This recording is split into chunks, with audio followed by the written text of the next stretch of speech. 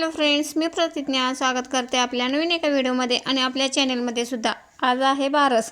सगळ्यांचा उपवास सोडायचा आहे, त्यामुळं ना मला इथं पटकन स्वयंपाक करून घ्यायचा आहे. आणि त्यात एक गोष्ट चांगली झाली की आज सगळ्यांना सुट्टी आहेत, त्यामुळं कशाची घाई नाही. संडे असल्यामुळं ते एका दृष्टीनं बरं झालं.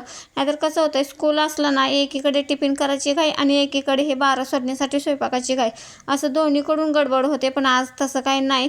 पण अन्विषाची आज म्युझिकची एक्झाम असल्यामुळे मला स्वयंपाक पटकन करून द्यायचा आहे तिच्यासाठी, आणि म्हणून मी इथं पटकन घाई करत आहे स्वयंपाक करायला. आणि रोज ना बारस सोडण्यासाठी नेहमीच आपण गोड म्हटलं तरी खीरच करतो किंवा आम्रखंड, बासुंदी यापैकीच काहीतरी आणतो. तसं काही कोणाला नको होतं. मग म्हटलं चला रताळ्याच्या घाऱ्या कराव्यात. काल काय झालं, उपवासासाठी ना भरपूर रताळे आणले होते आणि रताळे असं कोण खात नाही जास्त, त्यामुळं रताळे बरीच शिल्लक राहिली होती. तर चला मग म्हटलं रताळ्याच्या घाऱ्याच कराव्यात, म्हणून मी इथं रताळे शिजायला कुकरमध्ये लावून घेतली होती. इथं आपले रताळे शिजून सुद्धा तयार झाले आहेत.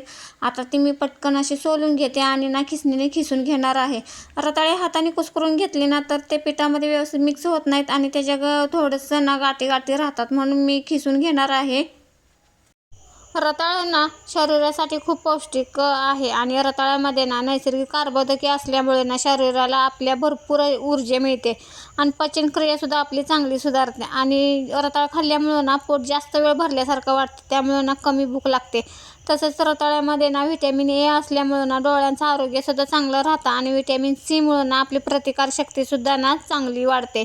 आणि पोटॅशियम आणि फायबरमुळं ना आपल्या हृदयाचं सुद्धा आरोग्य चांगलं राहतं. असं हे रताळं ना आपल्या शरीरासाठी ना खूप पौष्टिक आहे. पण काय होतं आहे, रताळ्यामध्ये ना कार्बोदके भरपूर असल्यामुळं ना मधुमेह लोकांसाठी ना योग्य प्रमाणातच ते घेणं गरजेचं असतं. जास्त प्रमाणात त्यांना घेऊन चालत नाही. आणि तर चला मग हे तर सगळे रताळे माझे खिसून झालेले आहेत. आता ह्यामध्ये ना गव्हाचं पीठ लागेल तसं घालून घेते आणि मळायला घेते. आमच्या इकडे ना बारससाठी ना वाघाट्याची भाजी केली जाते. पूर्ण भाजी वाघाट्याचीच असते, पण इथं आमच्याकडे ना वाघाटे नाही आहेत, आम्हाला ती मिळाली पण नाही आहेत. मग कसं करायचं म्हणून एकच वाघाट मिळालेला आहे, मग त्याचीसुद्धा मला भाजी करायची आहे. आणि बारस सोडण्यासाठी ना खरंच त्याचं एक वेगळं महत्त्व आहे. ते खाऊनच बारस सोडली जाते आमच्या इकडे.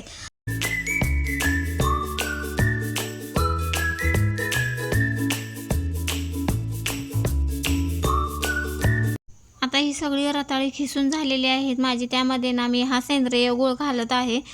सेंद्रिय गूळ घातलेला कसा चांगला असतो आहे आणि खाण्यासाठी सुद्धा ना पौष्टिक असतो आहे. साधा गूळ घातला ना तो गोडीला सुद्धा कमी असतो आणि ना खूप कठीण असतो, त्यामुळं ना सेंद्रिय गूळच छान वाटतो, म्हणून मी नेहमी सेंद्रिय गूळच वापरते.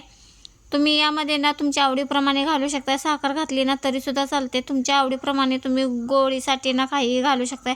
तर चला मग हा गूळ आणि ना हा रताळ्याचा किस मी एकजीव करून घेते. माझी इथं एक चूक झाली की मी काय केलं, गूळ ना खिसून नाही घेतला, सुरीने बारीक करून घेतल्यामुळं ना थोडे थोडे गूळ ना काय काय गाठी राहिलेल्या आहेत ना, आता त्या मला हातानेच फोडून घ्याव्या लागल्या आणि त्यासाठी ना थोडा वेळसुद्धा लागला. आणि त्यानंतर बघा मी लागेल तसं गव्हाचं पीठ आता त्यामध्ये घालून घेणार आहे. यामध्ये ना मीठ आणि वेलची पूडसुद्धा मी घालून घेतली. वेलची पूड घातल्यामुळं काय होतं आहे, चांगली टेस्ट येते आपल्या घारेला.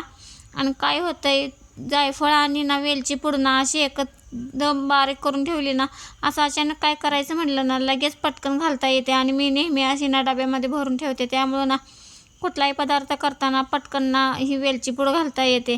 तर चला मग हे दोन्ही आता घातलेत आणि मी थोडंसं गव्हाचं पीठ लागेल तसं त्यामध्ये ना खिसामध्ये ना मळून घेते. आणि थोडंसं लागलं तर वरून पाणी थोडं थोडं घेऊन मळून घेणार आहे.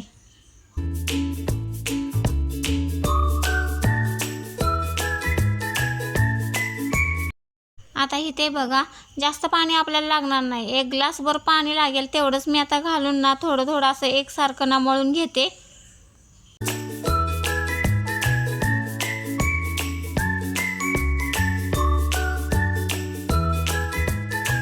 आता इथं आपलं सगळं पीठ मळून तयार झालेलं आहे. यामध्ये थोडंसं तुम्ही डाळीचं पीठसुद्धा घालू शकताय.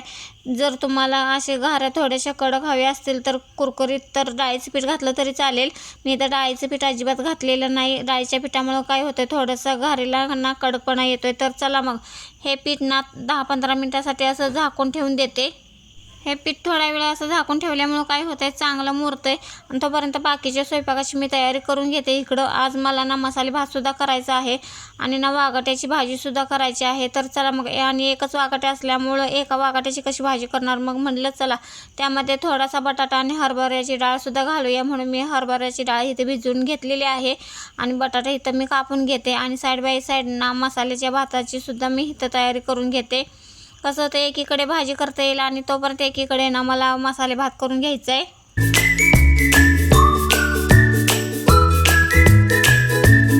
एकच वागाटी आहे बघा, ही ती पण लाल कलरचीच आहे.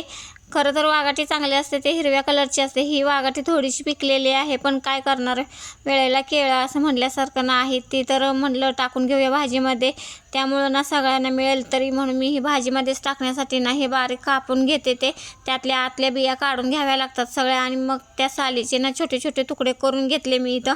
आणि लगेच इकडे बघा मी कढईमध्ये ना बटाटा, हरभऱ्याची डाळ आणि ते आपली वागाटी अशी टाकून ना भाजी करायला ठेवलेली आहे. यामध्ये आता थोडंसं पाणी घालून ना ही भाजी शिजायला ठेवते. तोपर्यंत एकीकडे मसाले भात टाकून घेतलेला होता, तो ना सुद्धा आपला तयार झालेला आहे इथं. आणि ना लगेच मी इथं रताळ्याच्या घाऱ्यासुद्धा करायला घेतल्या, कारण अनुष्याला खूपच घाई झालेली आहे, तिची एक्झाम आहे त्यामुळं. मग म्हणून पटकन इथं घारी करून घेतली आणि ना त्यावरती असं थोडं थोडं तूप टाकून ना भाजून घेतली. आता सगळ्याच घाऱ्या लागलंच म्हणलं करून घ्याव्यात, कारण आता सगळ्यांनाच उपवास सोडायचा आहे आणि मला नैवेद्यसुद्धा दाखवायचा होता. म्हणून पटकन सगळ्या घाऱ्या इथं आपल्या तयार झालेल्या आहेत.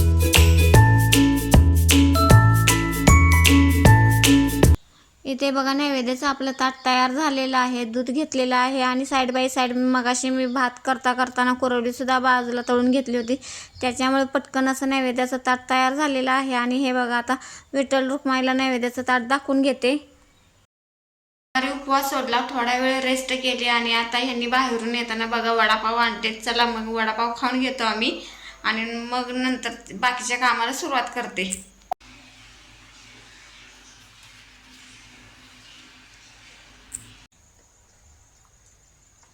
छान आहे वडापाव.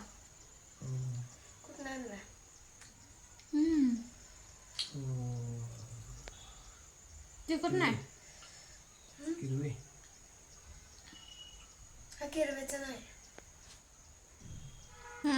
वडापाव असा आहे की एनी टाईम कधीही खायला आवडतो. तर चला मग आम्ही इथं वडापाव एन्जॉय करतो. तोपर्यंत तुम्ही हा व्हिडिओ एन्जॉय करा. पुन्हा भेटू नेक्स्ट व्हिडिओमध्ये.